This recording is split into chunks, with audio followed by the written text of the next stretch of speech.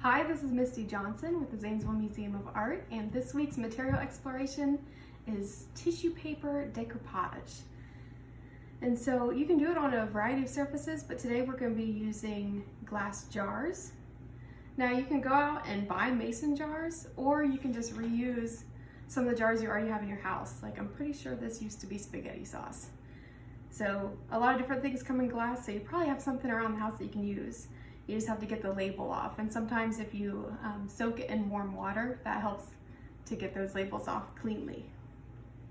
So you need your jar, you need some tissue paper, and then you need the Mod Podge. And so if you saw my earlier video, this is just a really thick glue. So especially when you're working on glass, the Mod Podge works better than just regular white glue. All right, so there are basically two steps to this process. You get your jar, you get your tissue paper,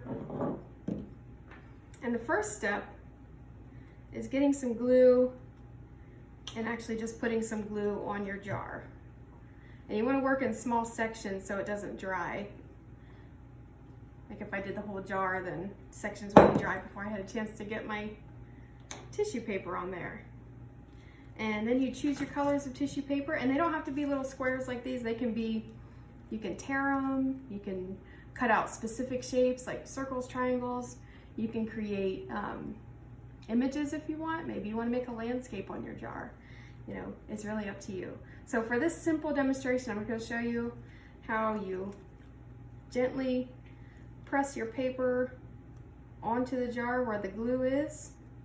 And notice I'm overlapping a little bit. Sometimes you can get some really cool effects that way. And so the first step is gluing your pieces down, and then the next step is you actually get some more glue, more of this Mod Podge, and you gently brush it over top. And what that does is it seals it onto your surface, and then once it's dry, you won't have little corners of paper sticking up everywhere. And it protects it a little bit too.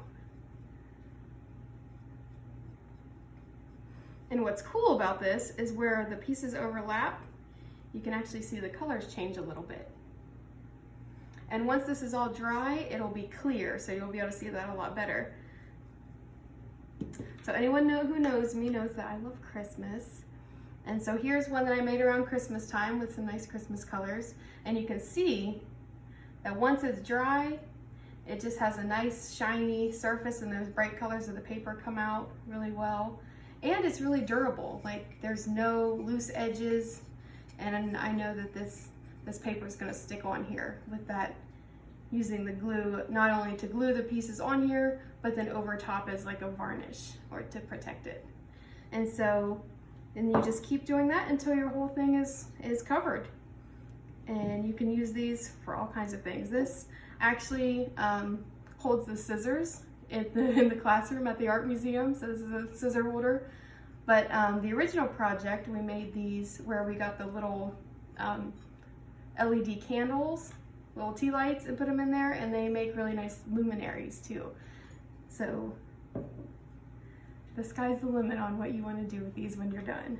But if you do try this, we'd love to see it. You can put it in the comments of this post, or you can share it to social media with the hashtag #MyZMAArt, and we'll see that. So thank you so much for joining me, and I'll see you next time.